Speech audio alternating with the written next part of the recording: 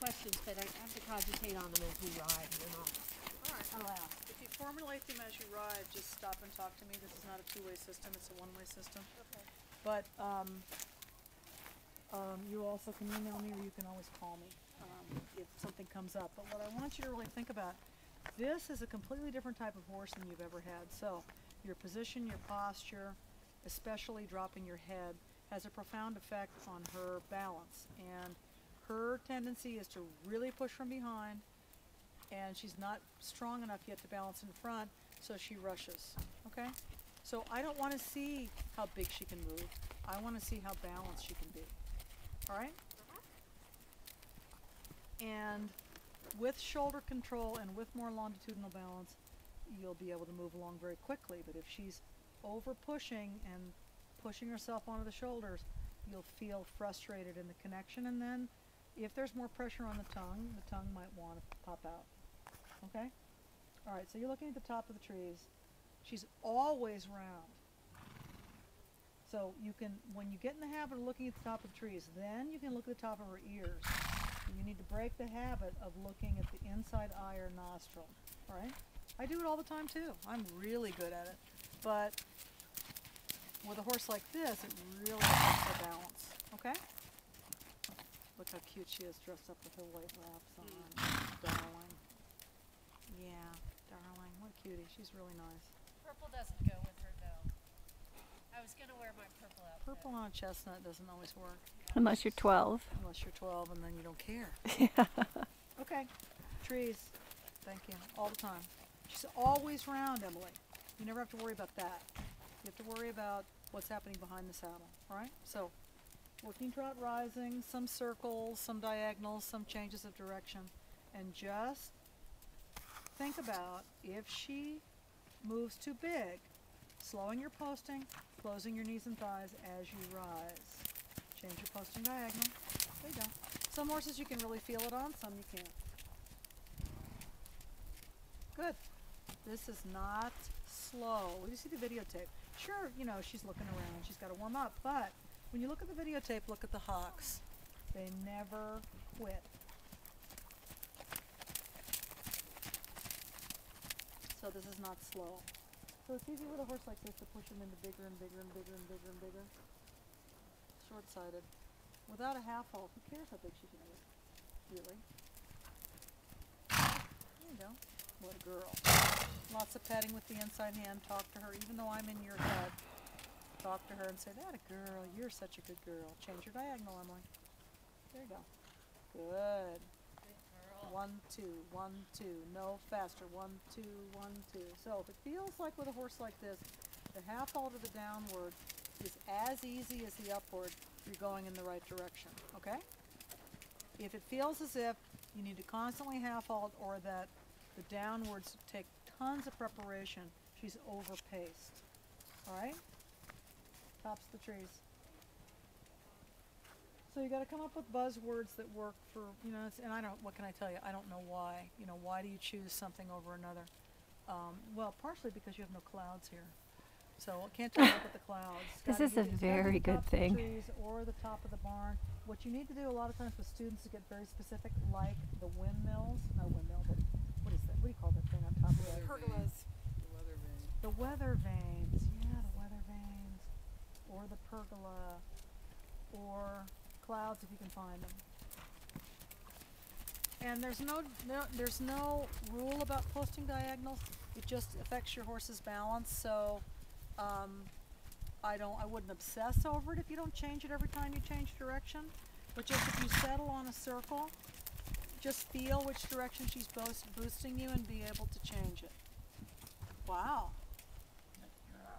Yeah, she's good. Where are you looking?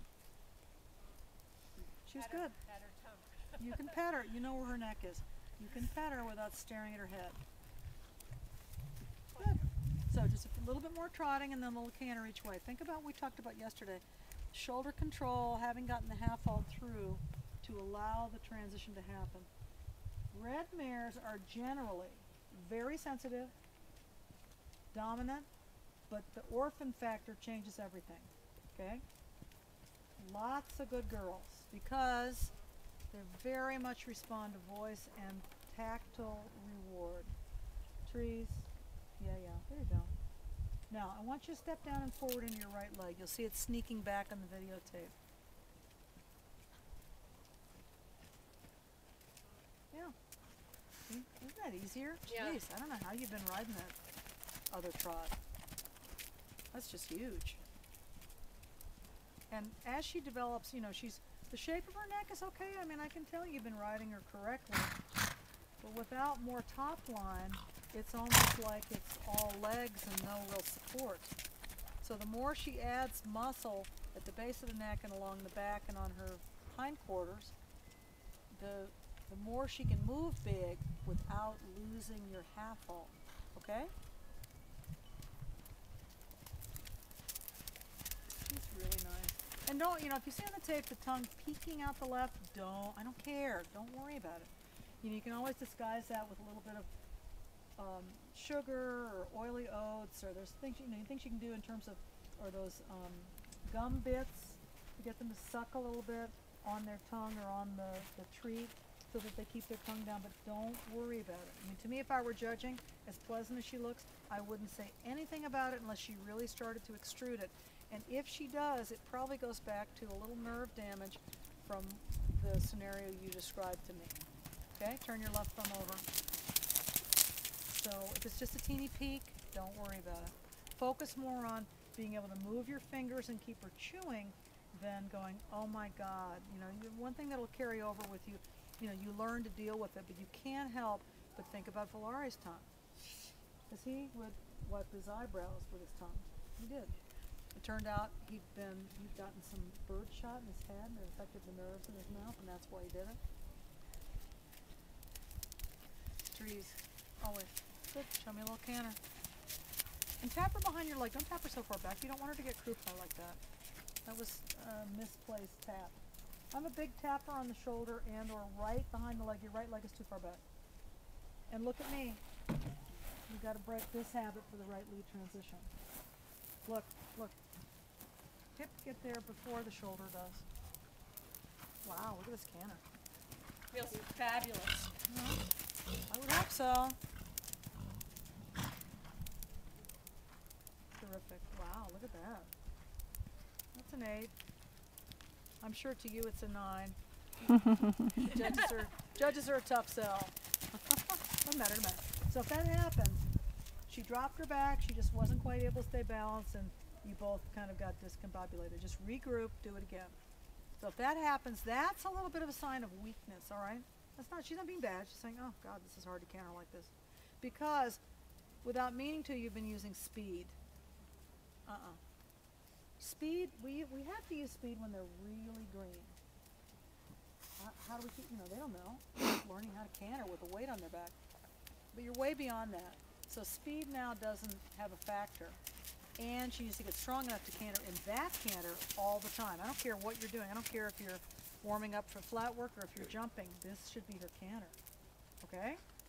All the time. Your right leg stretches into the girth groove. Yes. You're going to hug her with your ankle. That's where your leg goes. This horse is half the size of Volare, so that's why it's harder to get that lower leg on because she's narrower. Wow, this is terrific. Look at you. Good, okay, ride the downward. Now just hesitate with your hips. Slow your seat down. See? There you go, walk and pet her. Let's give our videographer a little break.